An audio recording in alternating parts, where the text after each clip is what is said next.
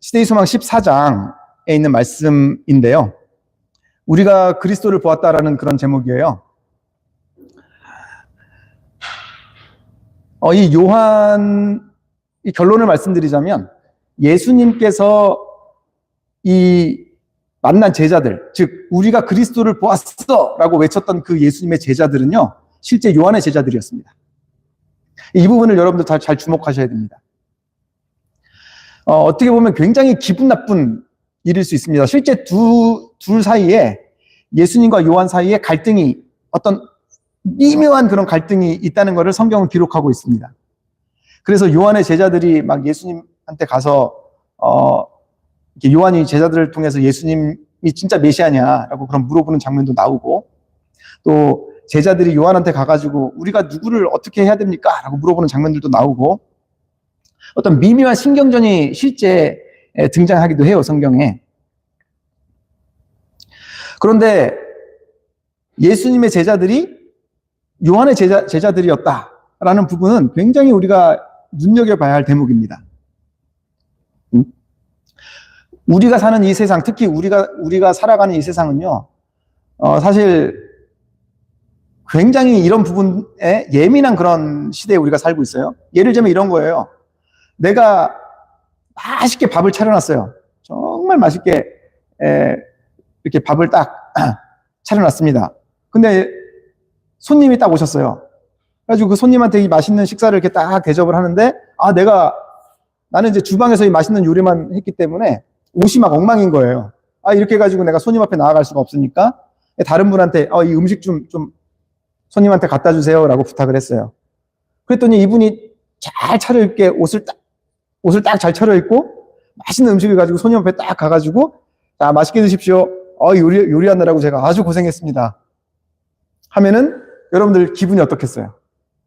고생은 내가 다 했는데, 내가 그냥 요리하느라고 그냥 손도 베고 눈물도 흘리고 그 뜨거운 데서 땀 뻘뻘 흘리면서 고생해가지고 내가 만들었는데, 고생 아무것도 안 한 사람이 와가지고 자기가 손님한테 그 식사를 딱 주면서 맛있게 드십시오. 내가 이거 하느라고 고생했습니다. 여러분들 그거 마음 괜찮으시겠어요? 그것뿐만 아니죠. 우리는 사실 정말 손해보는 것, 조금이라도 손해보는 것 자체가 굉장히 바보스럽고, 또 그것이 이 삶을 살아갈 때 오히려 우리를 행복하지 못하게 만드는, 그래서 절대 손해보지 말라라는 것이 그냥 상식적인 것이고, 그것이 올바른 것이고, 또 그렇게 살아야 한다라고 우리는 생각하고 그렇게 가르칩니다. 근데 침례 요한은 자기 평생 자기가 갖고 온 자기의 사상들, 그리고 자기가 힘들게 한 명 한 명 붙들고 만든 제자들, 여러분들 여기 구도자 한 명 만들기 쉽습니까? 어렵습니까? 굉장히 어렵죠. 그렇게 어렵게 제자들 한 명 한 명 만들었는데, 제자들이 갑자기 어느 날 예수님 딱 보더니 나는 저 사람을 내 스승으로 맞이할 거예요. 다 떠나버립니다. 기분이 어떠시겠어요? 근데 그 요한의 태도를 한번 보십시오. 요한복음 1장 20절. 요한이 드러내어 말하고 숨기지 아니하니 드러내어 하는 말이 나는 그리스도가 아니라. 즉 그 당시 요한의 영향력은요, 메시아의 영향력이었습니다. 제자들도 그렇게 많았고, 사람들도 다 요한의 말을 들었고, 요한이 한마디 하면 다들 회개하고 침례를 받았고, 내가 메시아야 라고 외치면 메시아가 될 수 있는 그런 상황이었습니다. 하지만 요한은 결코 그렇게 얘기하지 않았습니다. 오히려 이사야의 이야기한 대로 여호와의 길을 예비하는 사람이 되었습니다. 이 여호와의 길을 예비하는, 광야에 외치는 소리가 뭐냐면요, 그 당시 왕이 행차를 하잖아요. 왕이 이렇게 행차를 하면 왕이 가는 길에 이렇게 언덕이 있을 거 아니에요. 그럼 그냥 길만 평탄하게 하는 게 아니라 이렇게 언덕이 있으면, 오르막이 있으면 이 왕이 오르막을 오르다가 혹시라도 마차가 잘못돼서 뒤로 굴러가면 위험하잖아요. 그럼 어떻게 해야 돼요? 삽질을 해가지고 이 언덕을 낮춥니다. 이 언덕을 낮춰가지고 이 언덕을 평지로 만드는 거예요. 얼마나 고된 일이에요. 정말 고된 일입니다.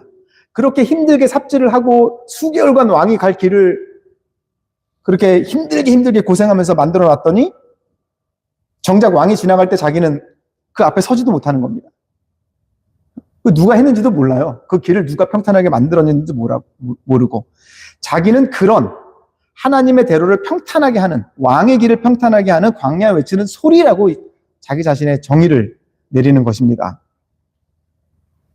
그래서 예수님을 향해서도 내 뒤에 오는 사람이 있는데 나보다 앞선 것은 그가 나보다 먼저 계심이라 한 것이 이 사람을 가리킵니다. 지금 이 사람을 가리킴이라 하고 하는 이 사람, 여러분, 이 사람이 예수님이죠. 근데 지금 이 예수님의 모습이 어떨 것 같아요? 지금 요한은 지금 사람들에게 모든 존경을 다 받고 있습니다. 요한이 한마디 하면 사람들이 막 회개하고 어떻게 해야 합니까? 침례 받고 내 제자가 돼! 그럼 막 제자가 되고 지금 이 요한은요, 기세등등합니다. 근데 지금 옆에 한 분을 모시고 이분이 나보다 나은 사람입니다 라고 외치고 있는데 사람들이 안 믿어요. 왜 그럴까요? 예수님을 향해서 이분이 나보다 나은 분이니 이제는 이분한테 초점을 맞추세요라고 하는데도 사람들이 안 믿는 거죠. 지금 이 예수님의 모습은 어떤 모습이냐면 40일 동안 식음을 전폐하고 금식 기도를 하시고 시험을 받으시고 인간이 경험할 수 있는 가장 극도의 한계에 부딪힌 그런 상태의 이 사람이 옆에 서 있는 것입니다. 40일 동안 굶으면 여러분들 어떻게 될 것 같아요? 제가 한국에서 뭐 잘 먹고 와가지고 지금 살이 통통하게 이렇게 붙었는데 40일 동안 아무것도 못 먹고 물도 못 마시고 하면 어떻게 될까요?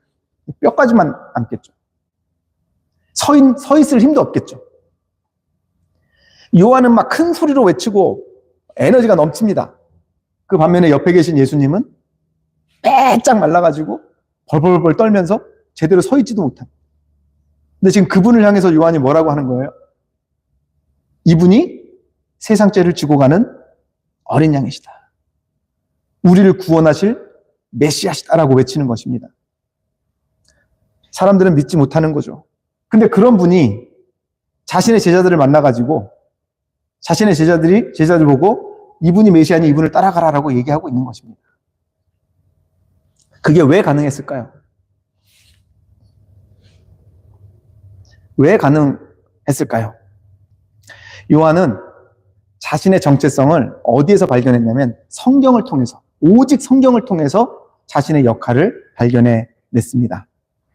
그 어느 누구도 보지 못했던 예수님, 정말 너무 비천하고 정말 너무 막 초라하고 너무 약해가지고 어느 누구도 메시아라고 말할 수 없는 그분을 요한은 메시아라고 이야기할 수 있었고 나보다 나은 분이다 라고 얘기할 수 있었던 것은 요한 자신이 자신에 대한 정체성을 오직 성경에서만, 오직 말씀에서만 찾아냈기 때문입니다. 우리 또한 마찬가지입니다. 우리가 예수님을 바라보고 그 초라한 예수님의 모습, 그 겸손한 예수님의 모습 속에서 왕의 모습을 발견하고 우리를 구원하실 능력과 힘을 발견할 수 있는 오직 유일한 방법은 우리의 정체성을 말씀에서 찾아내는 것입니다. 성경은 우리의 역할을요, 하나님의 계명을 지키고 그 사명을 가진 자라고 정의를 내리고 있습니다. 우리의 사명은, 성경에서 말하는 우리의 사명은 정말 분명합니다. 하나님의 계명이라는 것은 바로 하나님의 품성을 상징하죠. 지성소에 있는 그 하나님의 율법을 상징을 합니다. 하나님의 품성을 옹호한다. 이것은 사실 우리가 예수님을 믿고 신앙을 한다라는 유일한 목적이고 그것이야말로 우리의 유일한 사명이 되어야 하는 것입니다. 여러 번 말씀드리지만 예수님께서 십자가에 돌아가신 이유는 인류를 구원하는 것보다 더 큰 사명이 있습니다. 그것은 바로 하나님의 사랑을 온 우주에 나타내시는 거였죠. 우리 또한 마찬가지죠.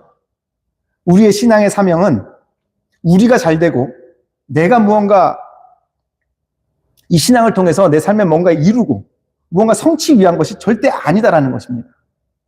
우리가 신앙을 하는 유일한 방향성과 유일한 목적은 바로 그러한 하나님의 품성, 즉 너무도 연약하고 너무도 비천하고 가장 낮은 자가 되신 그 예수님의 품성을 우리가 신뢰하고 받아들임으로써 하나님의 그 사랑이 존재한다는 것을 온 우주 거민들에게 나타내는 것, 그것이 우리의 유일한 사명이 돼야 한다는 것입니다.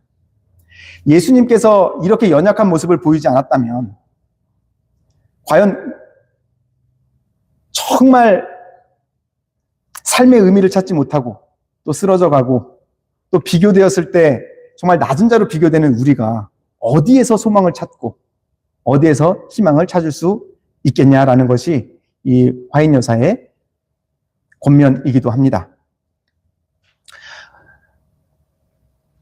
다시 한번 이렇게 정말 낮은 자 되시고 가장 비천한 자 되시고 그런 경험을 통해서 우리에게 사랑을 확인시켜 주시고 그런 낮아짐을 통해서 우리에게 신앙의 방향을 우리에게 주신 그 예수님에게 초점을 맞추기 바랍니다. 그리고 우리의 신앙의 방향이, 우리의 신앙의 초점이 이러한 사랑을 우리가 신뢰함으로써 온 우주 거민들에게 이러한 하나님의 사랑이 존재한다는 것을 보여주는, 증명하는 그런 우리의 신앙이 되기를 진심으로 바랍니다. 그래서 오늘 여러분 마음속에 가장 여러분보다 오히려 더 비천한 모습으로, 더 낮은 모습으로 여러분들에게 손을 내미시고 여러분들의 마음을 두드리시는 그 예수님의 음성에 응답하시고 그 손길을 꼭 붙잡게 되시는 여러분 모두 되시기 바라면서 오늘 말씀을 드리도록 하겠습니다. 기도하시겠습니다. 하늘에 계신 아버지 하나님, 항상 저희는 저희보다 나은 것을 찾습니다. 그래야 내가 성장한다라고 생각했습니다. 하지만 예수님의 모습은 항상 우리보다 더 비천한 모습이었고 더 낮은 모습이었습니다. 이제 비로소 알게 됩니다. 그래야 우리가 더 부담 없이 예수님께 나아갈 수 있고 그래야 우리가 용기를 얻을 수 있고 그래야 우리가 위로를 얻을 수 있기 때문임을요. 하나님, 오늘 그러한 하나님의 사랑을 우리가 붙잡습니다. 그 사랑을 우리가 신뢰합니다.